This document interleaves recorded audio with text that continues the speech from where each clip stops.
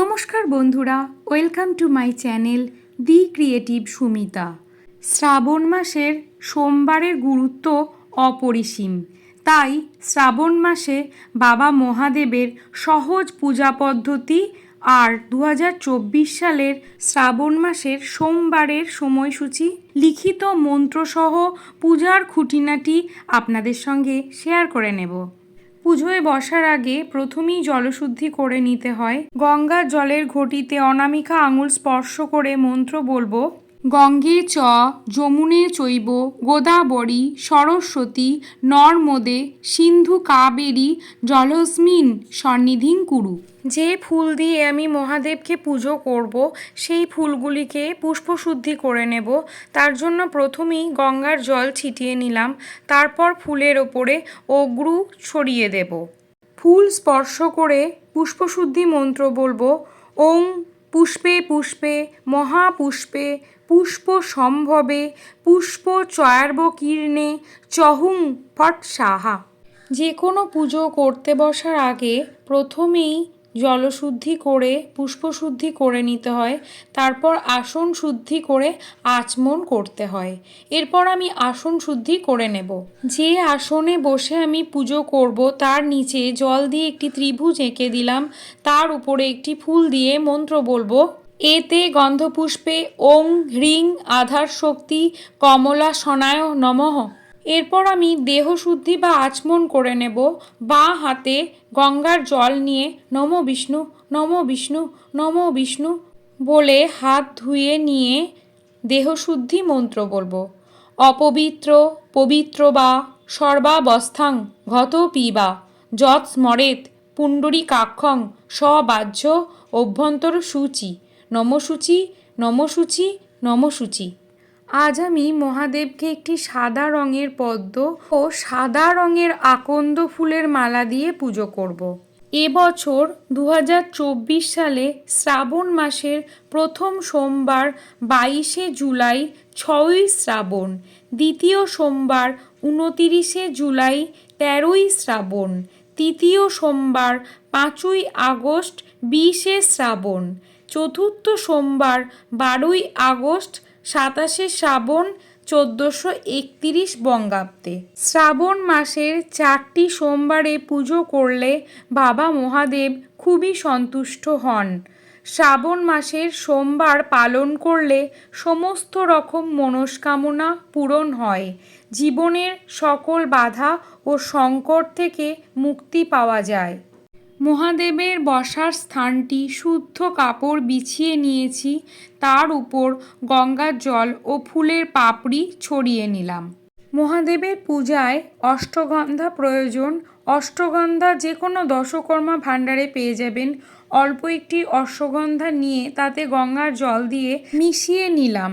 যে পাত্রে আমি মহাদেবকে স্নান করাবো সেই পাত্রে অষ্টগন্ধা দিয়ে একটি ওং আঁকবো। এর উপর আমি মহাদেবকে বসাবো। আমার কাছে মহাদেবের বিগ্রহ ও শিবলিঙ্গ রয়েছে, আমি পঞ্চামৃত দিয়ে তাদের স্নান করিয়ে নেব। মহাদেবকে প্রথমেই অষ্টগন্ধা দিয়ে অভিষেক করিয়ে নেব। ওম নমঃ শিবায়। এই পঞ্চাক্ষরীর মন্ত্র শিবের খুবই প্রিয়। এই মন্ত্র জপ করলে শিবের আশীর্বাদ পাওয়া যায়। এরপর মহাদেবকে দই দিয়ে অভিষেক করাবো। আমি হাতের সাহায্যে ভালো করে দই মাখিয়ে নেব আর ওম নমঃ শিবায় মন্ত্র উচ্চারণ করব। ওম নমঃ শিবায় মন্ত্র 108 বার জপ করে নিলে খুবই ভালো ফল পাওয়া যায়। না পারলে 28 বার এই মন্ত্র জপ করলেও শুভ ফল পাওয়া যায়। পবিত্র শ্রাবণ মাসকে মনে করা হয় ভগবান শিবের মাস। প্রতি সোমবার উপোস করে শিব মন্ত্র পাঠ করলে জীবনে ও পরিবারে সকল দুঃখ দুর্দশা দূর হয়ে যায়, অপার সুখ সম্পদ সম্মান পাওয়া যায়। এরপর মহাদেবকে স্নান অভিষেক করার জন্য দুধের ঘটিতে প্রথমে ঘি, তারপর মধু দিয়ে দিলাম। এর মধ্যে বাবার প্রিয় সিদ্ধি দিয়ে দিলাম। অল্প একটু কালো তিল এর মধ্যেই দিয়ে দিলাম। তারপর দেব ফুলের পাপড়ি। সব কিছু মিশিয়ে নিয়ে এর মধ্যে অল্প একটু অগ্রু মিশিয়ে দেব। অনেকেই শ্রাবণ মাসের প্রথম সোমবার থেকে 16 সোমবার ব্রত শুরু করেন। নারী পুরুষ সবাই এই সোমবার পালন করতে পারে। পঞ্চামৃত দিয়ে আমি বাবা ভোলেনাথকে স্নান করিয়ে নেব। শ্রাবণ মাসের প্রতি সোমবার এই একইভাবে বাবার পূজা করতে হয়। মহাদেবের পূজার উপকরণ খুবই সামান্য, তবে বেলপাতা ও আকন্দ ফুলের মালা মহাদেবের পুজোয় অবশ্যই প্রয়োজন। মহাদেবকে স্নান করানোর সময় বলতে হবে শ্রী শিবায় নমঃ, শ্রী শঙ্করায় নমঃ, শ্রী মহেশ্বরায় নমঃ, শ্রী সাংবস্ত শিবায় নমঃ, শ্রী রুদ্রায় নমঃ, ওম ভোলানাথায় নমঃ, ওম নমো নীলকণ্ঠায় নমঃ। ত্রিশূল এবং নন্দী মহারাজকেও স্নান অভিষেক করিয়ে নিলাম।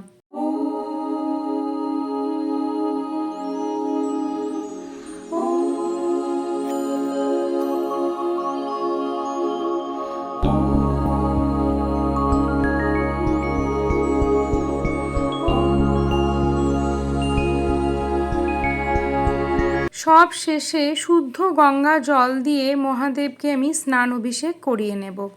প্রতিদিন মহাদেবের পূজা করতে না পারলে শ্রাবণ মাসের সোমবার মহাদেবের মাথায় জল ঢেলে একটি বেলপাতা অন্তত অর্পণ করা উচিত। বাবা মহাদেব খুব অল্পতেই তুষ্ট হন।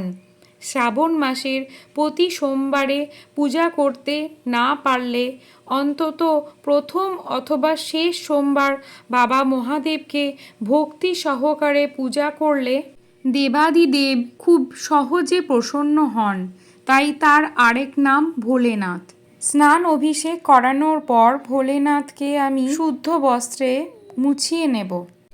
আসনে মহাদেব এবং নন্দী মহারাজ, ত্রিশূল সকলকে সুন্দর করে সাজিয়ে বসিয়ে নিলাম। এরপর বাবার প্রিয় বেলপাতা, তাতে আমি অষ্টগন্ধার তিলক দিয়ে মহাদেবকে অর্পণ করব। বেলপাতা অর্পণ করার সময় শিব গায়ত্রী মন্ত্র বলে নেব। ওম তৎপুরুষায় বিদ্মহে মহাদেবায় ধীমহি তন্নো রুদ্রা প্রচোদয়াৎ। ওম তৎপুরুষায় বিদ্মহে মহাদেবায় ধীমহি তন্নো রুদ্রা প্রচোদয়াৎ। অষ্টগন্ধা দিয়ে মহাদেবের তিলক করিয়ে নেওয়ার পর অপরাজিতা ফুল মহাদেবকে অর্পণ করব। নমো মহাদেব মহাত্রাণ মহাযোগী মহেশ্বর মহাপাপ হরং দেব মকরায় নমো নমঃ। মহাদেবকে সাদা রঙের আকন্দ ফুলের মালা পরিয়ে নেব। এরপর সুগন্ধি বেল ফুলের মালাও বাবাকে পরিয়ে নেব। যে কোনো পুজো করার আগে গণেশ দেবতার পুজো করতে হয়। যেহেতু আমি আমার নিত্য পুজো করে নিয়েছি, তখনই আমি গণেশজির পূজাও করে নিয়েছি। সেই ভিডিওটি আমি এখানে ইনক্লুড করছি না। আপনারা পুজোর শুরুতে ওম গণেশাদি পঞ্চদেবতায় নমঃ বলে গণেশজিকে একটি ফুল অর্পণ করবেন। আমি মহাদেবের আটন ফুল দিয়ে সাজিয়ে নিলাম। সাদা রঙের পদ্ম প্রথম সোমবারে বাবাকে অর্পণ করব। ওম নমঃ ভগবতে রুদ্রায় নমঃ। মহাদেবকে একটি পৈতে নিবেদন করব। মহাদেবের প্রিয় ত্রিশূলেও আমি একটি ফুল অর্পণ করে দিলাম। বাবার প্রিয় কলকে, তাতে আমি অষ্টগন্ধার ফোঁটা দিয়ে বাবাকে নিবেদন করলাম। আগেই আমি প্রদীপ ধূপকাঠি জেলে নিয়েছি। মহাদেবকে এবার পুষ্পাঞ্জলি দেব। বেলপাতা, তার মধ্যে কালো তিল, নীল রঙের ফুল, সাদা রঙের ফুল ও অন্য হলুদ ফুল নিয়ে পুষ্পাঞ্জলি মন্ত্র বলবো। ওম নমঃ শিবায় এষো সচন্দন পুষ্পবিল্ল পত্রাঞ্জলি নমঃ শিবায় নমঃ। একইভাবে ফুল বেলপাতা নিয়ে তিনবার পুষ্পাঞ্জলি দিয়ে নেব। ওম নমঃ শিবায় এষো সচন্দন পুষ্পবিল্ল পত্রাঞ্জলি নমঃ শিবায় নমঃ। ওম নমঃ শিবায় এষো সচন্দন পুষ্পবিল্ল পত্রাঞ্জলি নমঃ শিবায় নমঃ। নন্দী মহারাজকে ফুল অর্পণ করব এই মন্ত্র বলে। এতে গন্ধপুষ্পে ওম বৃষভায় নমঃ। আরও কিছু সাদা ফুল বাবাকে আমি অর্পণ করে দেব। ওং নমঃ শিবায় ইদং সচন্দন পুষ্পবিল্লপত্র শিবায় নমঃ। সর্বরোগ হরণকারী মন্ত্র হল মহামৃত্যুঞ্জয় মন্ত্র। ওম ত্র্যম্বকং যজামহে সুগন্ধিম পুষ্টিবর্ধনম উর্বরাকমিব বন্ধনাৎ মৃত্যুমুক্ষীয় মহামৃতাম। ভক্তদের বিশ্বাস এই মন্ত্র জপ করলে দীর্ঘায়ু লাভ করা সম্ভব। সনাতন ধর্মে জপ ছাড়া ঈশ্বরের আরাধনা অসম্পূর্ণ। আমি আজকে 7টি গোটা ফল বাবা মহাদেবকে অর্পণ করব। প্রত্যেকটি ফলে আমি অষ্টগন্ধার ফোঁটা দিয়ে দিলাম। এই দিন 5, 1, 7 অথবা 11টি ফল নিজেদের সাধ্য অনুযায়ী মহাদেবকে নিবেদন করতে হয়। জয় বাবা ভোলেনাথ, জয় বাবা ভোলেনাথ।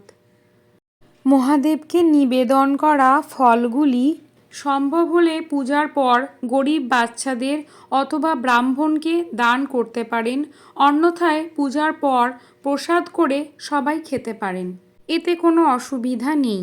যেখানে বাবার নৈবেদ্য অর্পণ করব সেই স্থানে গঙ্গার জল ছিটিয়ে ফুলের পাপড়ি বিছিয়ে দিলাম। আমি বাবার নৈবেদ্যের জন্য এখানে ফল কেটে নিয়েছি। নৈবেদ্যে 4 রকম মিষ্টি সাজিয়ে দিলাম। পুরাণ অনুযায়ী সোমবারের দিন শিব পুজোয় শিবের মন্ত্র জপ করা অত্যন্ত শুভ। মহাদেবের জলের গ্লাসে বেলপাতা অর্পণ করে দিলাম। নৈবেদ্য আমি নিবেদন করব।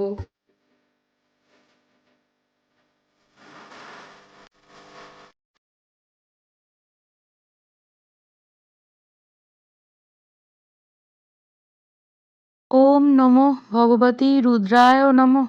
ওম নমো ভগবতী রুদ্রায় নমঃ। শিবের এই রুদ্র মন্ত্র জপ করলে জীবনের সমস্ত কষ্ট দুঃখ দূর হয়। মহাদেবের প্রণাম মন্ত্র। ওম নমো শিবায় শান্তায় কারণেত্রায় হে তবে নিবেদয়ামি চাত্মানাং তং গতি পরমেশ্বরম। মহাদেবের আরতি করে নেব।